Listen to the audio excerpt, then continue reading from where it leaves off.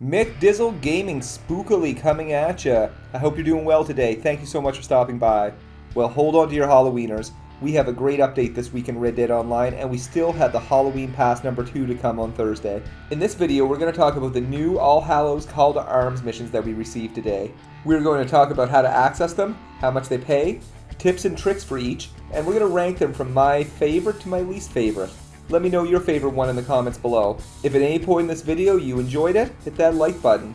If you are new to the channel and you want to keep up to date on unique Red Dead content, consider subscribing. To access these All Hallows Call to Arms missions, you'll either go to your lockbox at camp or a post office. You'll have a set of All Hallows Call to Arms Telegram missions available for you, and there's a total of 4. As well, this week you will not be able to access the regular Telegram missions. It appears that only the Halloween ones are available, and that's alright. The payouts this week are great. They are double gold, double cash, and double XP. To give you an example for one of them I completed, I received 2 gold bars, $509, and 4,300 XP.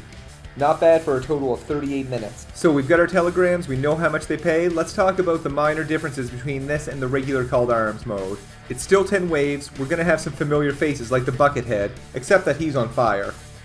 We still have the Gatling guns, we still have snipers. We have some different things, like different enemy variety. We start with machete people. We have people that throw hatchets. Oh, and there's huge gators, as well as cougars. And opposed to our traditional Call to Arms, where the enemies would start running in from the out-of-bound zones, these ones just start spawning in strange places, like on top of roofs and so forth, within the play area. The NPCs that are coming after us are actually the dead. That is their name. One other gameplay change to this Call to Arms mode versus our traditional Call to Arms mode is the integration of the Night Stalker mask from the Dead of Night PvP modes. That was a lot. So, you can go along. So if you look at your mini-map, you should be able to identify the Night Stalker mask. It'll be within like a pentagram. There's a few pentagrams lying around. So you go ahead and grab it and it'll give you supernatural strength. You can jump really high, you can take a lot more damage, you have a whole bunch of hatchets.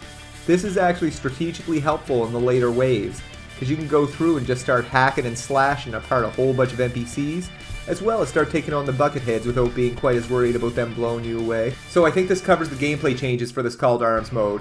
Let's go ahead and rank each one of them. This is just my opinion after completing each one of these locations. As I replay them, maybe my opinion will change a bit. At number 4, Butcher's Creek. So we gotta defend the fine people of Butcher's Creek. I'm just kidding, they're terrible. We should be helping the dead. Those people are a bunch of human traffickers. I'll be honest, compared to the other locations, I found nothing really interesting about Butcher's Creek. And of course, compared to our traditional Call to Arms, it's something new, it's something different. It's just when you compare to the other Call to Arms missions we've just received that there's nothing really interesting about it.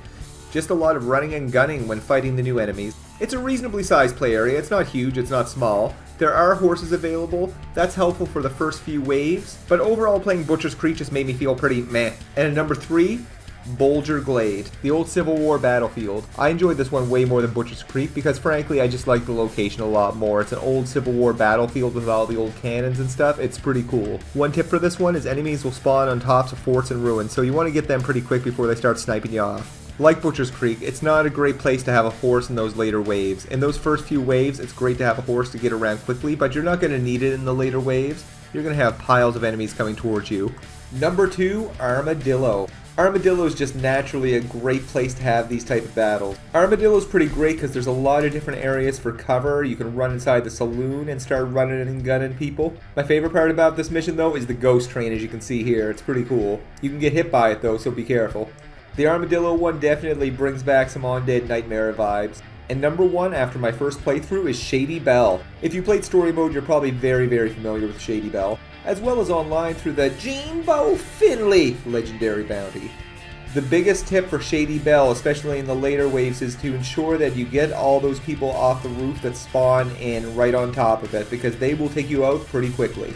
So all in all, this is a pretty cool update for the week. I think we're going to have a lot of fun with this, and I really hope that Rockstar continues to add additional Call to Arms maps.